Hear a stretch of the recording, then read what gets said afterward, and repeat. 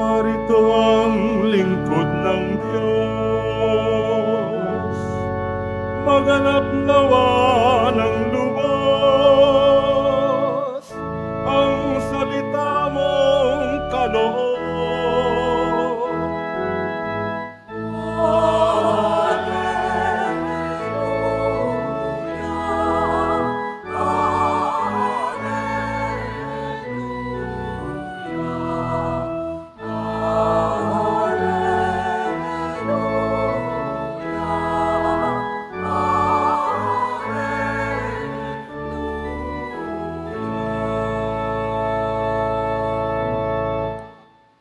Sumainyo ang Panginoon. At sumaiyo rin. Ang mabuting balita ng Panginoon ayon kay San Lucas. Papuri sa iyo, Panginoon. Hindi nagtagal at si Maria ay nagmamadaling pumunta sa isang bayan ng kaburulan ng Huda. Pagdating sa bahay ni Zacarias, binati niya si Elizabeth. Nang marinig ni Elizabeth ang bati ni Maria, nagagalaw ang sanggol sa kanyang tiyan. Napuspos ng Espiritu Santo sa Elizabeth at buong galak na sinabi, "Pinagpala ka sa mga babae at pinagpala rin ang dinadala mo sa iyong sinapupunan. Sino ako upang dalawin ng ina ng aking Panginoon? Sapagkat pagkarinig ko ng iyong bati, ay nagagalaw sa tawa ang sanggol sa aking tiyan. Mapalad ka, sapagkat nanalig kang matutupad ang ipinasabi sa iyo ng Panginoon." Mga kapatid, ang mabuting balita ng Panginoon. Pinupuri ka namin, Panginoong Heso Kristo. Magsiyo po muna po ang lahat. Magandang umaga po sa inyong lahat. Magandang umaga po, Father. Pwede bang batiin ang katabi ng magandang umaga? Mga kapatid, tayo ngayon ay nasa ika-4 na linggo na po sa panahon ng Adbyento. Kaya nga kung mapapansin po natin ang ating Advent wreath dito sa harapan, dito sa ating altar, ang lahat po ng kandila ay nasindihan na. Nangangahulugan na sa mga susunod na araw, ipagdiriwang na po natin ang araw ng kapanganakan ng Panginoon, ang araw ng Kapaskuhan. Kaya magandang pagnilayan po mga kapatid, sa tulong po ng ating Ebanghelyo at mga pagbasa para sa araw na ito, ang pagdiriwang nila ng unang Pasko. Ang atin pong mga pagbasa para sa araw na ito, pinapaalalahanan po tayo ng unang Kapaskuhan ay puno ng kapayakan. Ang unang Kapaskuhan ay simple. Bakit? Tandaan natin, si Jesus ay ipinanganak sa isang sabsaban. Si Jesus ay pinanganak sa Bethlehem. At alam natin na ang Bethlehem nung panahon ni Jesus, isang bayan na hindi binibigyan ng halaga. Dahil ito'y isang bayan lamang na maliit. Madalas, nung mga panahon na yon, ang mga hari, ang mga lider ng lipunan, ang mga makapangyarihan, ipinanganganak sa Jerusalem. Pero bakit nung panahon ng Panginoon, pinili ng Diyos ang isang maliit na bayan ng Bethlehem? Payak ang unang Pasko. Simple ang unang Pasko. Kaya nga doon sa ating Ebanghelyong napakinggan, yung pagbisita ni Maria sa kanyang pinsan na si Elizabeth, panawagan din sa atin na pinili ng Diyos ang dalawang babaeng ito. Bakit? Dahil nung panahon ni Jesus, ang mga kababaihan ay hindi binibigyan ng halaga. Hindi pinapansin ng lipunan ng mga babae. Si Maria, si Elizabeth, matanda na. Walang kakayanang magkaanak, pero binayaan ng anak. Si Maria, mula sa isang bayan ng Nazareth, isang maliit na naman na bayan. Pero pinili sila ng Diyos, si Elizabeth, upang magdalang tao at maging ina ng maghahanda sa daraanan ng Panginoon. Si Maria, pinili ng Diyos upang magdalang tao at ipanganak ang magiging anak ng Diyos na si Jesus. Simple po ang mga taong ito. Simple ang unang Pasko.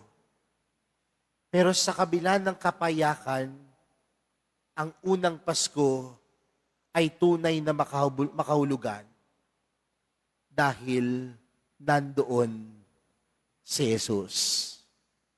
Sa madaling salita, mga kapatid,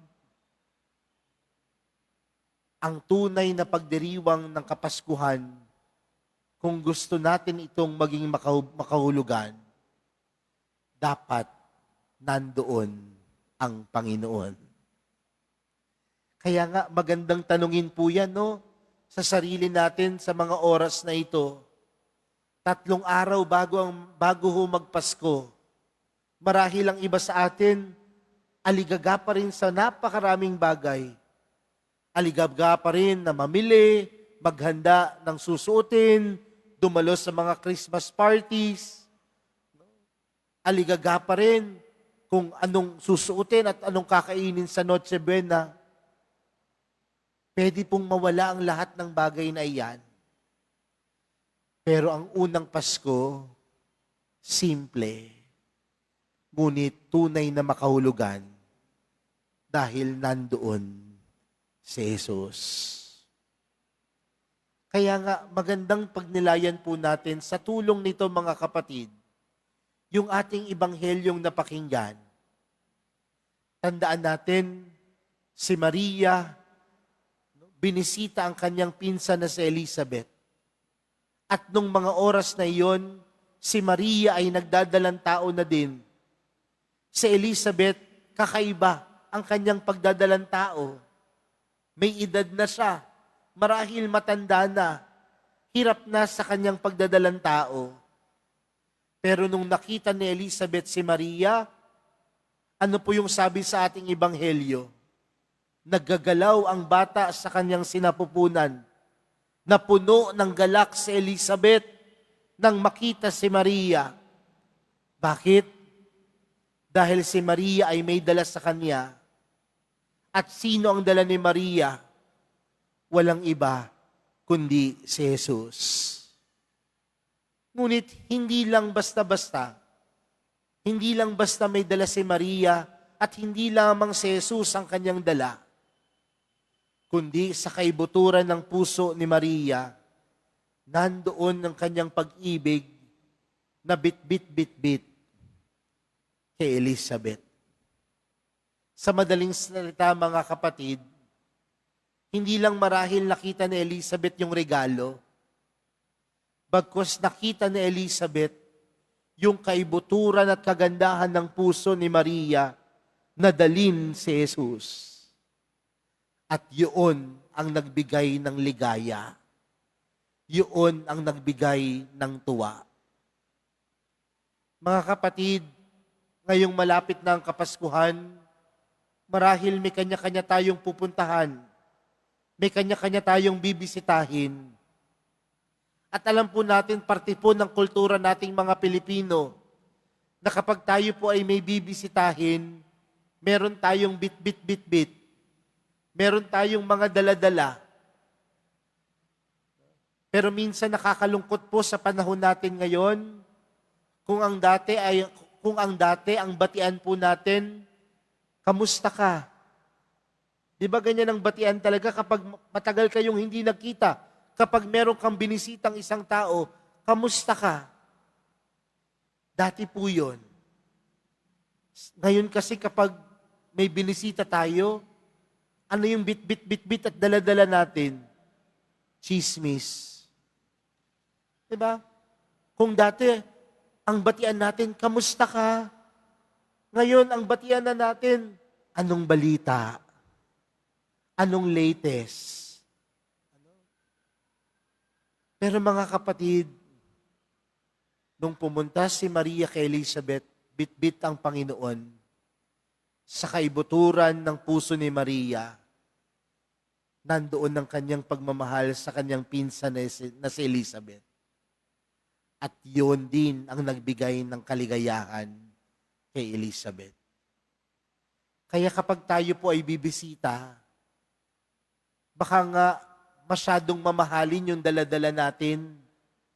Baka nga yung daladala nating mga bitbitin o pasalubong, mamahalin, magaganda, pero bigat na bigat naman yung puso natin, hindi yun magbibigay ng kaligayahan. Hindi po yun ang magbibigay ng kaligayahan. Alam niyo po, nung nakaraang linggo, nagdiwang po kami ng Christmas party dito po sa Nazarene Catholic School. Kasama po yung mga teacher at staff ng school. At nung nagpa-party na po, no, kasalukuyang nagpa-party, at kumakain po ang mga staff, ang mga guro, meron pong isang staff doon, niloko ko. Sabi ko sa kanya, "O kuya, ba't hindi ka kumakain? Kumain ka na. Maraming pagkain. Masarap ang pagkain." Nagtatawanan po yung mga tao sa kanyang paligid.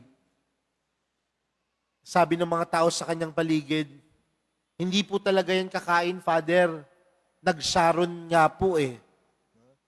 Ibig sabihin, nagbalot na po ng pagkain. Pinakita po sa akin nung taong iyon yung pagkain, nakalagay po sa isang plastic labo. Marahil naghalo-halo na po yung kinuha niya at sinaron niya doon sa plastic labo. Sabi niya sa akin, "No, Father, yung kakainin ko po, iuwi ko na lang po sa anak ko." No? Sabi ko, "Kumain ka pa, marami pang pagkain." "Hindi na po, Father. Yung share ko po, iuwi ko na lang po sa anak ko." Kinabukasan, nakita ko po ulit si Kuya. Kaya sabi ko sa kanya, "O Kuya, kamusta?" Sabi niya sa akin, "Alam niyo, Father, kagabi, hinintay po ako ng mga anak ko. Kasi nung nakapagbalot po ako ng pagkain, tinext ko sila. Sabi ko, hintayin niyo ako, may dala akong pagkain. Nag-Christmas party kami." Nung pag-uwi niya daw, hinintay daw siya at nakauwi siya na mag-aalas 12 ng hating gabi. At ang sabi niya sa akin, "Alam niyo, Father, kahit po hindi na ho mukhang kaakit-akit yung pagkain dala ko kagabi, pinagsaluhan po ng mga anak ko at tuwang-tuwa po sila. Masayang-masaya po sila." Marahil, mga kapatid, wala yan sa regalo, kundi nasa taong nagbibigay ng regalo. Wala yan sa regalo, kundi sa taong nagkakaloob ng regalo. Nung pumunta si Maria, bitbit niya si Jesus. Pero kasama sa pagbitbit niya kay Jesus ay yung kanyang pagmamahal kay Elizabeth. Mga kapatid, simple po ang unang Pasko. Hindi magarbo, walang litsyon, walang ilaw, pero makabuluhan dahil kay Jesus. Nawa po ngayong darating na Kapaskuhan, may handa din po natin ang ating mga puso upang mapagdiwang po natin ang Pasko ng tunay na maligaya dahil nagmumula ang kaligayahan kay Jesus. Ang tunay na makahulugan na Pasko ay hindi makikita sa handa, sa bagong damit, sa mga pailaw, sa mga pagkain kakainin, kundi ang tunay na makahulugan na Pasko, makikita kung isa sa puso si Jesus. Amen.